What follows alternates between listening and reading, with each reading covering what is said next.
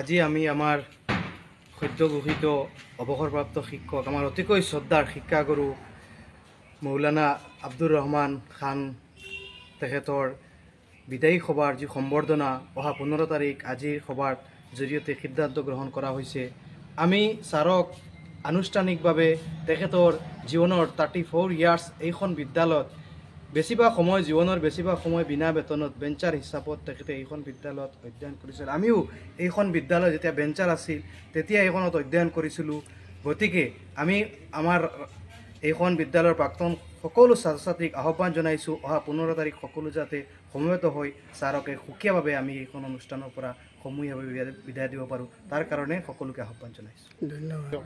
জয় জয়তে মই আজি আমাৰ চামৰালী তিনিআলি উচ্চ ইংৰাজী বিদ্যালয়ৰ আৰু শিক্ষক তেখেতে যোৱা মাহৰ 31 তাৰিখ অৱসৰ গ্ৰহণ কৰিছিল। তেখেতক আমি এখন ৰাজহুৱা সম্বৰ্ধনা জনাবৰ বাবে আজি আমাৰ এই বিদ্যালয়ৰ কিছুমান প্ৰাক্তন ছাত্ৰ কিছু শিক্ষিত মানুহ আৰু আমি ষ্টাফ বহি এখন অভ্যৰ্থনা সমিতি গঠন কৰিছোঁ। আৰু এই অভ্যৰ্থনা সমিতিৰ জৰিয়তে আমি বিশেষকৈ ছাৰে সুদীৰ্ঘ 34 ইয়াৰ্ছ এইখন বিদ্যালয়ত শিক্ষকতা কৰিছে। তেখেতৰ বহুত ছাত্ৰ ছাত্ৰী নিশ্চয় ছাৰৰ ওচৰত পঢ়িছে।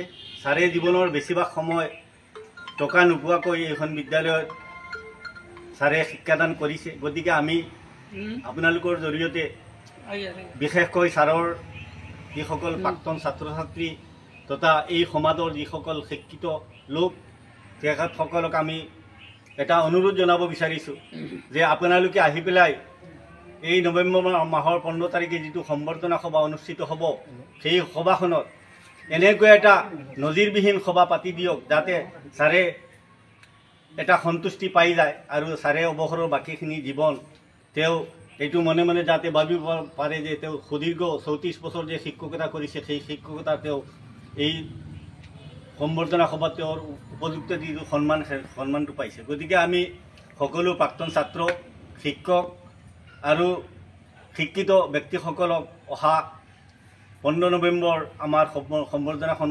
অনুষ্ঠানখনত উপস্থিত হৈ আমাক দুৱা আশীৰ্বাদ ছাৰক দিব বুলি আৰু সকলো প্ৰকাৰে সহায় সহযোগিতা কামনা কৰিব বুলি মই আবেদন জনাইছোঁ। মই আজি চামৰালী তিনিআলি উচ্চ ইংৰাজী বিদ্যালয়ৰ অৱসৰপ্ৰাপ্ত শিক্ষক মৌলানা আব্দুৰ ৰহমান খান চাহাবক শুভেচ্ছা জনাইছোঁ।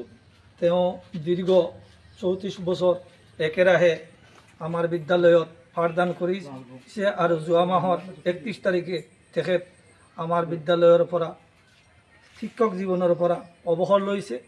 সেইকাৰণে আমি অতি মৰ্মাহত হৈছোঁ।